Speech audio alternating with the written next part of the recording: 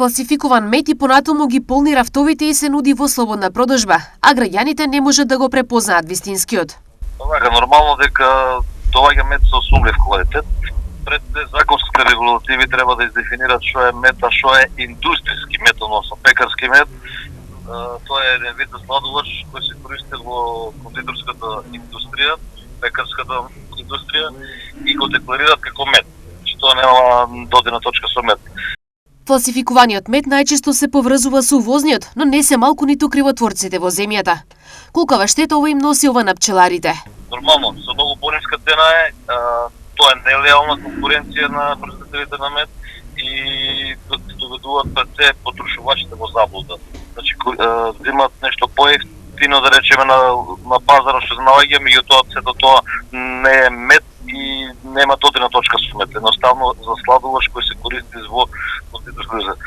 Одеќе пред себе исполнува, значи, законските регулативи и надлежните институции треба да го регулират, значи тоа е за сладолач, не е мед и нема додирна точка ни со пчели, ни со пчелари, ни со... Килограм мед во моментот се продава помеѓу 500 и 600 денари, а медот собран од нашето поднабје ништо не може да го замени, категорични се пчеларите.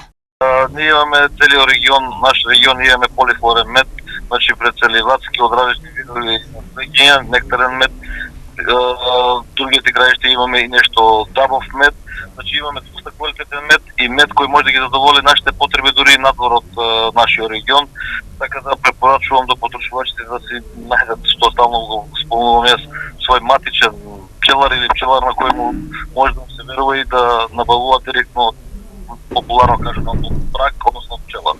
Според Државниот завод за статистика во 2023 година, земјава увезла вкупно 248.531 килограм мед во вредност од 781.308 евра.